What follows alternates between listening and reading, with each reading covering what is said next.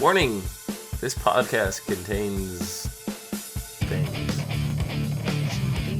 Oh, I didn't know you could say that word without being freaked out. I didn't want to scare you.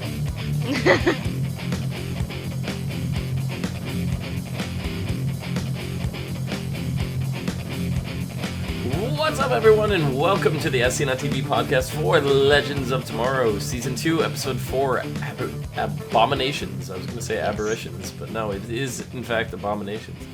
I'm your host, Dom. With me is Nikki. You're over there. Oh, yeah, I'm right here. Yeah. So, what's going on? Recovering. Yeah? Yeah. Hmm. Yeah. This weekend was just out of this world. At least out of New York. It was in California, but it was good. Gotcha. Yeah, I was there too. Mm-hmm. But come back to some time travel. Mm-hmm. It's the only way to come back from a vacation. Yeah. However, this time we went to the future. 2235, and that's where we see a guy named Dontar just got through with a successful heist in which they have taken the TX-90, whatever the hell that is. Mm-hmm. Had something to do with a guy named Alec getting infected in the process, but we do not know if the TX-90 was the cause or if it was being, a defense mechanism of where they were taking it from. We don't know the details. We don't know how it originated. Pretty much like every zombie virus in the history of ever, we don't know how it originated. But Dontar was going through and fired off a temporal beacon in 1863 Mississippi, right smack in the middle of the American Civil War. So, do you think this was a good time period for everyone, like to see? Was it something you were interested in the time period? I mean, you're Canadian, so you're over there. You're over there. You're a Canadian, so I don't know how much you care about the American Civil War. we learned a lot about the American Civil War in Canada. Like, the education system is very, especially with history and stuff like that, it's very well, generalized. It covers basically the whole world and the big deals that happened. So I knew a little bit going into it, but not like the special colonels and lieutenants and stuff. I didn't know any stuff You about didn't that. know. So You didn't know Colonel Sanders. Colonel Sanders probably didn't exist for a good long while. that was definitely Nate. know about him. Right, Nate decided to go as Colonel Sanders. Are you craving KFC right now, or am I the only one? Oh my God, I want popcorn chicken so bad. Yeah. I mean, during this episode, I wasn't thinking about popcorn chicken, but right now I am. But did you know of Ulysses S. Grant? He was one of the generals. Yeah, no. I mean, maybe when in grade 6 we were covering the American Civil War, I might have known. It might have been something that came across, but I don't know anymore. Yeah, I mean, obviously, that was forever ago for me too, but it's one of those names, at least for the majority, I think, of the children in the United States, or the people. You're going to recognize the name. Probably can't tell anyone what he did, but you at least recognize the name, kind of deal. But it was kind of cool to see him, because I'm very used to the show Sleepy Hollow, where we're dealing with a lot of stuff that was going on in time periods like that we're taking the character and interacting and saying that he knew everybody, and so I'm used to dealing with this kind of stuff, but not on this show. So it was kind of cool to see this kind of war time period taking place. That was kind of cool. But it couldn't be just any old trip to visit the American Civil War. We had to spice it up a bit because that wasn't exciting enough. We had to throw zombies into the mix. And this was Now, probably your favorite, right? see, I have an irrational fear of the zombies that just pop up from the dead and just start walking. Now, these ones, they were infected. It's much like Resident Evil, where I can actually kind of sort of handle them Hmm. because they're kind of explained. They were infected with a virus and they became zombies. So you could deal with Resident Evil zombies. Like I can sit through the movies and be okay with them. Interesting. Whereas like if I'm watching Dawn of the Dead, I'm just like and The Walking Dead, like in the very first season, I was terrified. I had the blanket up to my face and I was crying. Like it was bad. But see, these are kind of explained a little bit, so I wasn't as afraid as I would be usually. Well, you also had Stein to be on your side. I related with Stein a lot this episode. It was hilarious. It actually lightened it up for me. I was laughing more than I was terrified. I So, watched the entire episode picturing you as Stein. All right, like every time that uh, Jax changed or Jax referred to Stein as gray, I instantly changed that in my mind to green. Like, okay. so I honestly just pictured you through the whole episode, made it twice as funny for me. So congratulations, you're one half of Firestorm now.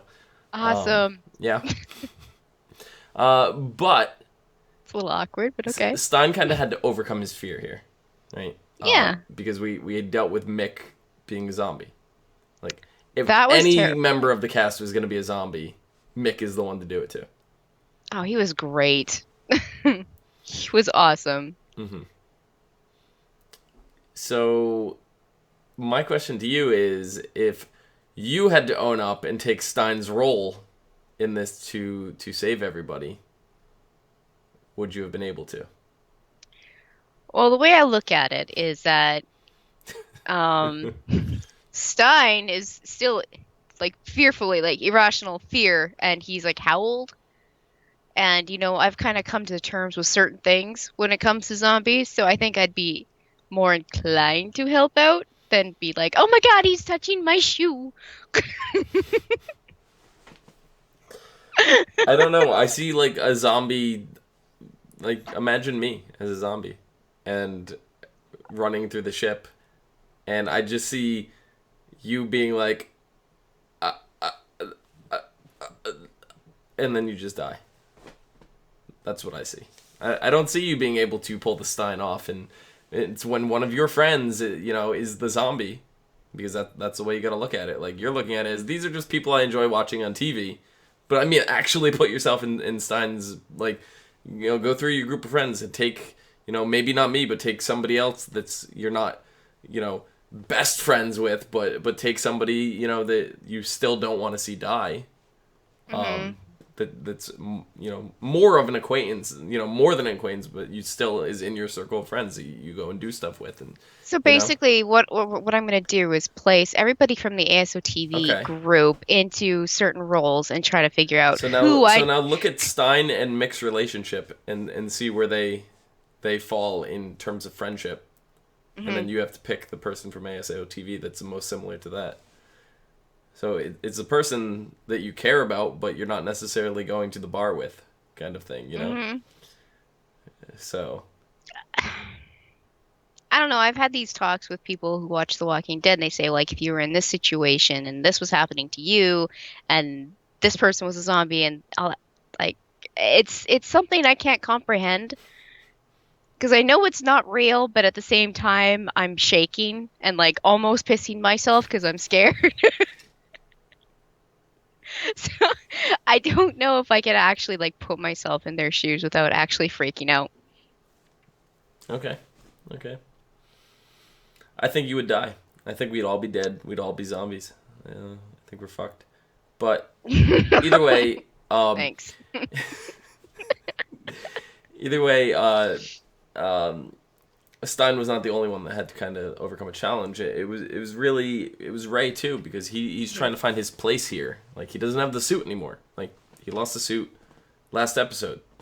Yeah, it's kind of like I think me and Cleo were talking about it. We're like, Ray, you're a fucking genius. You don't need your suit to be helpful for the team. You can use your mind like he did with the serum for Nate, Yeah. and like he's trying to cure Mick and stuff, and he figured it out. So I This mean, whole episode, I think, was really like an epiphany for everyone, mhm, right? Because you had Stein coming over a personal, irrational fear, mhm, something that does not exist, but did actually exist for them. mhm, So I can't say it's irrational when it was right there in front of him. But there's that. You had Mick doing. Mick's just trying to cope with like the loss of his partner, which we find out. We'll get yeah, there in a little bit. But you have Ray with that. You're dealing with Nate, trying to overcome like whatever's blocking him from using his powers, and he's trying to become the hero that he never was capable of being, mhm. which is kind of a very different problem than everybody else. He's having Yeah, it like kind of the is. Yeah, complete opposite problem everybody else is. And that's what makes then him a good fit, though. yeah, yeah. And then you have Sarah, who is still trying to take charge of the leadership, and it really wasn't until Ulysses gets in there and gives her some words of wisdom that really kind of, I think, helped her embrace the role, because she got to hear it from somebody that wasn't a member of her team. I loved how he really didn't question the fact that she was the one in charge of Nate. Like, because there Mm-hmm. really was that, like, men are in power and women are just, you know, Yeah, and it, it's a lot to do with the time period, that yeah. they're in. But when That's why she I was came like, back with wow, the that's really zombie head great. and just dropped it on the desk, I think that's when he realized, okay, this is not the stereotype that I'm dealing with. Hmm. He just accepted it and went with it. It was just like Captain Lance and stuff like that. And I'm like, wow, Yeah, thank you, Ulysses. You totally are giving Sarah the right kick in the direction that she needs to go. 100%. Hmm. But then we deal with another really like topic I didn't know how deep we'd get into on a show like this, where Hmm. you take racism back to slavery times, and you have Jax, he's a character where obviously he's African American descent, and he is thinking he can handle slavery. I've dealt with racism my whole life. What is this going to do to me? And he's rushing in there, and he finds out it's worse than he thought it was, way worse.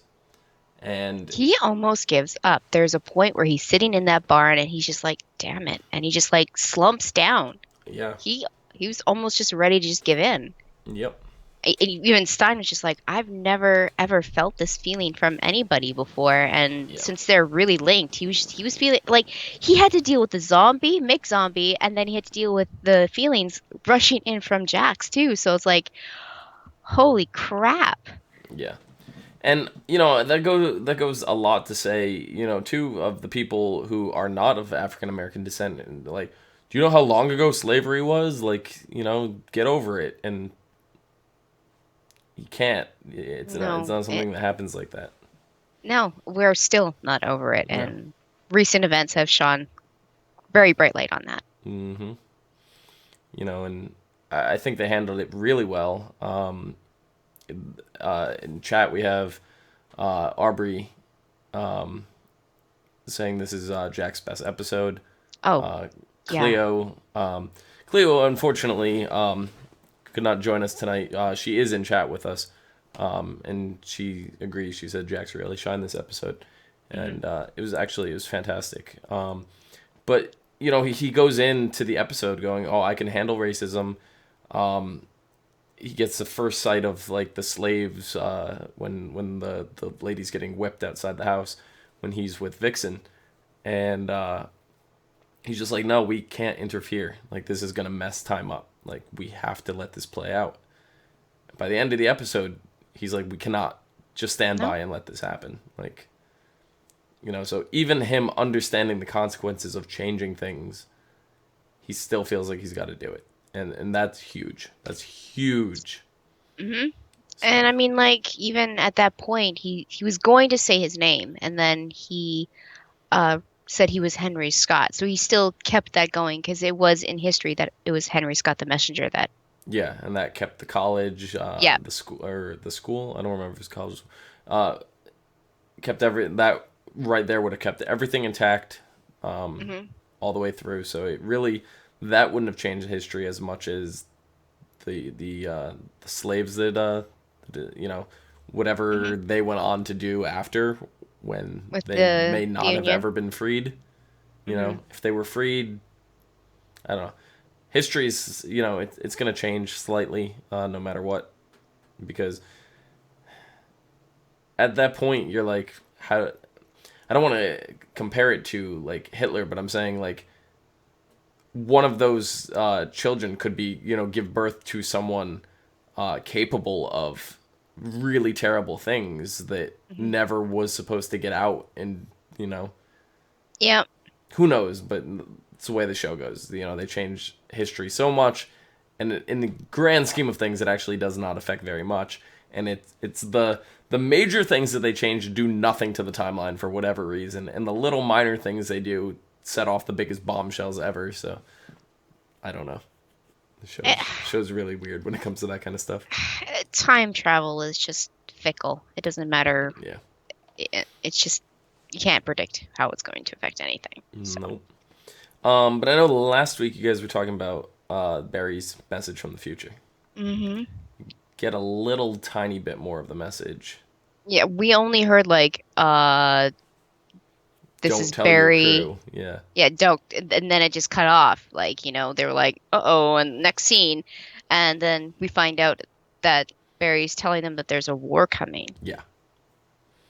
So what's going like in night is 2050 something or 2150 something? Yeah, 2150 something. And so this is after they go to 2146. Is that what the episode was? They went to 2235 Oh, in this so yeah, episode it's even later. for the TX90, but I'm thinking that Barry, future Barry, is the one that is dealing with that present day reverse flash, because we have the reverse flash now in the past going through and changing things that it's going to trickle out to his timeline, which Yep. is actually from the future. So I took painkillers before this podcast just so everybody knows, so that I don't get a massive headache. uh good luck with that. I know it's not really working. Yeah. So This episode, I mean, zombies aside, fantastic. right. Everybody had a little internal problem to work through, and, you know, it was just, it's great to see them, even though they were really split, try to stay together. Yeah, and Because we Sarah had and Nate were together, we had Vixen and Jax together, and then we had, Stein and Ray together, and they were all working together but separately at the and same time. having Vixen stow away on board, I think was fantastic because we got to pair her with Jackson and get to see through Jax's eyes as a time traveler who thinks he knows exactly the way that history is supposed to play out, and then with her, where she's not used to time traveling and No, getting to see she's the way she wants to do things versus the way Jax wants to do things, and inevitably, because they're human, they come to the exact same conclusion that no matter what the hell is going on with time, that this is bad and this cannot go on. You know. Vixen is a very grounded character and she reacts upon instinct. Mm-hmm. She doesn't give a shit about what's happening Well, in time or how it's supposed to work. the whole reason she came over here in the first place, though, is to find out what happened to our man, Yep. and she didn't get the answer. So I Mm, think she's going to be sticking around for at least a few more episodes. I I hope, hope so. because she's She, fantastic. her dynamic, adding her dynamic to the team was a fantastic idea. It's way better than Hawk Girl. Just throwing that Oh, out there. yeah, definitely. So Hawkgirl, it was kind of like she was always a damsel, even though she had these powers. yeah, a lot of that had to do Because with her memory, but Yeah, I don't know. I don't know. I like Vixen's character. Like, and the actress is wonderful, and yeah. What do you think about Ray being the next Captain Cold, though? Oh, that. The thing we were gonna talk about, Hmm. Mick finding a new partner. I mean, Hmm. we kind of like we saw Mick and Ray last season working in the Russian prison together, and they got kind of made a bond. German prison? Russian? No, it was Russian. Was It it? was Russian. Okay. Yeah, pretty damn sure. Thought there were Nazis Um, involved. there probably was. I mean, there's always Nazis in the show. Um, so yeah, Mick and I can't say that I saw it coming, but I knew that they had a bigger bond than Mick was letting up, anyways. So that does that mean Ray's gonna be a criminal now? I don't think so. He has way too like his morals are way too good for being a criminal, but he can still be a partner with a gun of All he's got to with rays of do is gold get and dropped stuff. off at Palmer Tech. Is it still Palmer Tech in Arrow? I don't even know anymore. I think it is. Mm, no, well, That was right the now it future. might be. The The future future it we wasn't. saw. It was like Felicity. It was Yeah. Smoke Industries, or Mm, I don't know. yes. Yeah. So I don't know. I we haven't been there in a while, so I don't even remember exactly what that building is anymore in present day. I I have a feeling that Ray is going to tweak the gun. I don't know. I'm gonna miss the Atom. Mm. I feel like we need it back. I think giving Get that him, suit back. It's I think gonna. grounding. I think taking it away from him for a while is cool. Mhm. I want to see that play out for a bit, but I don't want it to be permanent. I want the suit back. I need him to be the Atom. I need him to shrink and grow and do all that fun stuff that Ant-Man can do, so that we have our DC equivalent. Because just I, Ray does it better. Just throwing that out there. Um, I think having him have more like I I'm can gonna say get away pro with saying that because Cleo's not here.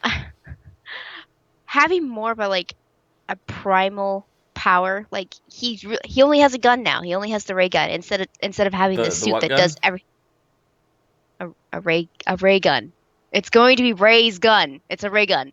Um, the ice ray gun. Um, it's gonna teach him lessons. Not having everything just all the power at his fingertips. He has to actually make smart decisions, like logical street common sense decisions, because all he has is that one. Like he only has the gun. He Hmm. doesn't have the suit that flies or shrinks or shoots pulsy energy things and bullshit. I mean, he's not going to look as cool. He doesn't have the shiny on him. Yeah. So I think he's going to grow a little bit as a character because he has to come to terms with being partially normal. Yeah. Yep. I'm curious if the war that Barry, I'm changing topics, but Yeah. the war that Barry's talking to is gonna have something to do with the four-way crossover. Because we know that Mm. there's an invasion coming, and they may have to go to war to prevent it. So Oh, would they do that? I mean, Legends is the last one in order of the crossover episodes, right? um, Or is it the first one? because it doesn't necessarily go the way that it aired. No, If I know. I remember correctly, the crossover may start in Arrow and end in the Flash. I'm not 100% on that. Okay. Yeah, because I know that it doesn't air in order of the shows. Yeah. So I thought it went Flash, Supergirl, Arrow, Legends. Yeah, I could be wrong. Let me see if I can try to find it. Um,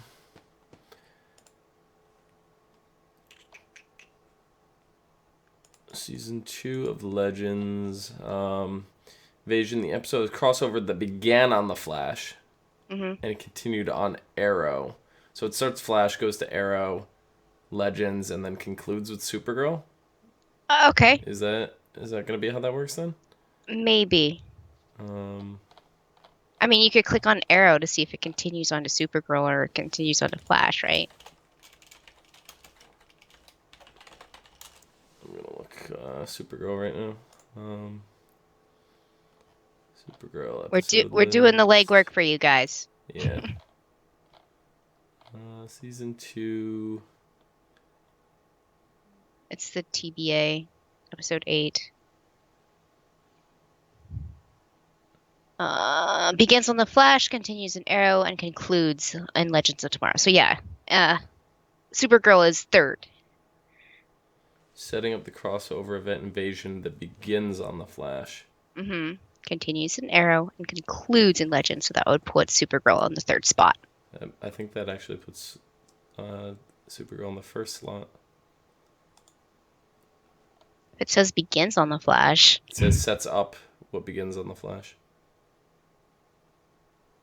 So I think it's technically a prequel to the crossover. Because, yeah, that would be November 28th. And then the Flash episode Invasion is on the 29th. Okay. So I don't know if Supergirl is necessarily part of the invasion. Like, I don't think her episode is necessarily part of the story. But it says that the episode will end with Barry and Cisco recruiting Supergirl.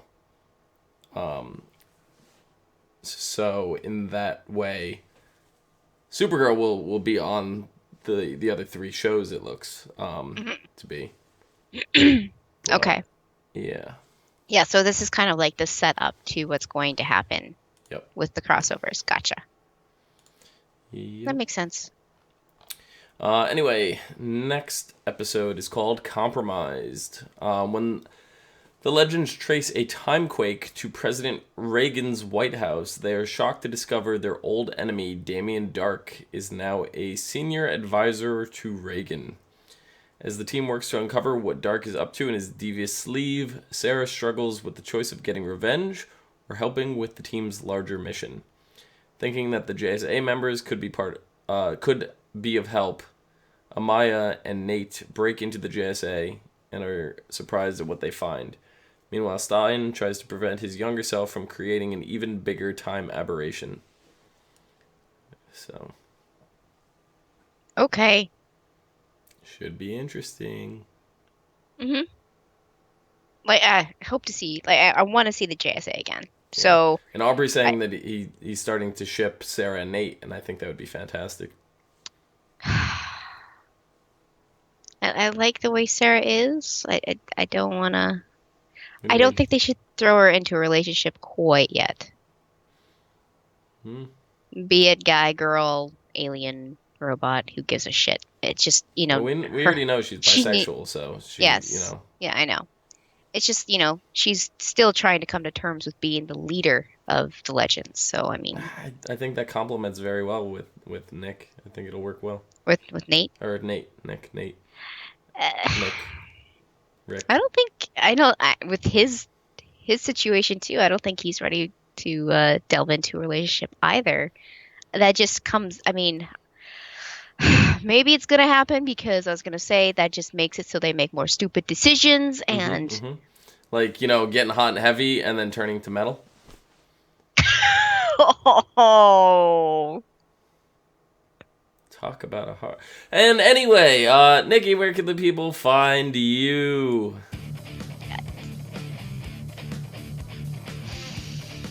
They can find me on Twitter at LadyVenom24, LadyYVNOM24. You can find me down below at Phenomenon, PHENOMEDOM. Do. You can find us all and more on Facebook, Gmail, G+, Twitter, and right here on YouTube at /ASOTV podcast for some more podcasts for some of your favorite TV shows, games, and movies. Until next time.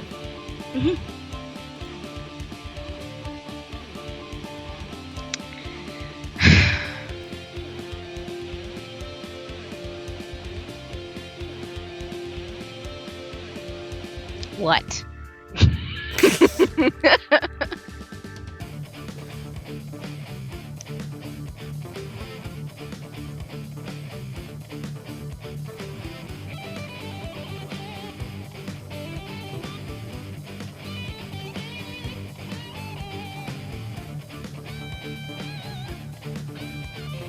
Cricket, cricket.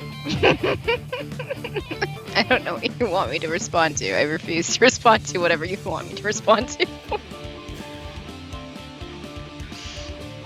It's really hard to come up with a response to that. Yeah. Let it go.